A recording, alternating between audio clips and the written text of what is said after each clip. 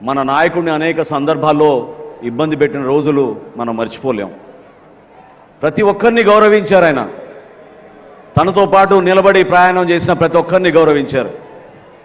కొంతమంది నిలబెట్టుకోలేకపోయారు. కానీ ఒక నమ్మకంతో ఈ ప్రస్థానం పవన్ కళ్యాణ్ గారితో చేసేది మనం మన రాష్ట్రం కోసం, మన ప్రజల కోసం, మన బిడ్డల భవిష్యత్తు కోసం అని నమ్ముకున్న ప్రతి ఒక్కరు కూడా ఈ రోజున ఇంత అద్భుతంగా మీ ముందున్నాం. అసలు ఈ పార్టీ ఏంటి అన్న వాళ్ళు ఈ రోజున ఇదిరా పార్టీ అంటే అనే లెక్కకి ఈరోజు జనసేన పార్టీ ఎదిగింది. దాని వెనక కష్టపడి జెండా మోసిన మన జన సైనికులు.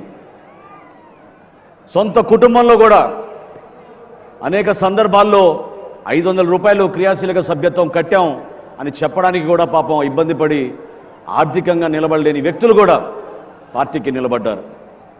మర్చిపోలేని సంఘటనలు, మర్చిపోలేని కార్యక్రమాలు. జనసేన పార్టీ మాత్రం ఎప్పుడు కూడా ప్రజల పక్షాన నిలబడింది, మీకోసం నిలబడింది. పవన్ కళ్యాణ్ గారు ఒకటే మాట అన్నారు.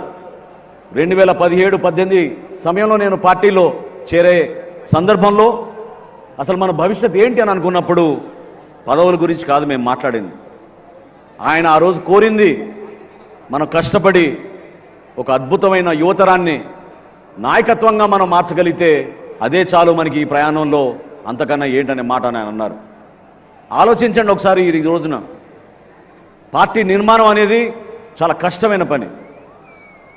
ఒక సంవత్సరంలోనో, ఒక 4 రోజుల్లోనో, 1 నెల రోజుల్లోనో జరగదు. ఈరోజు జనసేన పార్టీలో 12,32,000 మంది క్రియాశీలక సభ్యత్వం తీసుకున్నారంటే 11 సంవత్సరాల నుంచి పవన్ కళ్యాణ్ గారు ఎంత కృషి చేశారో, ఏ విధంగా ఒక ఆలోచన విధానాన్ని ప్రజల్లో తీసుకురావడానికి ఆయన చేసిన ప్రయత్నాన్ని మీరందరూ కూడా గుర్తుపెట్టుకోవాలి.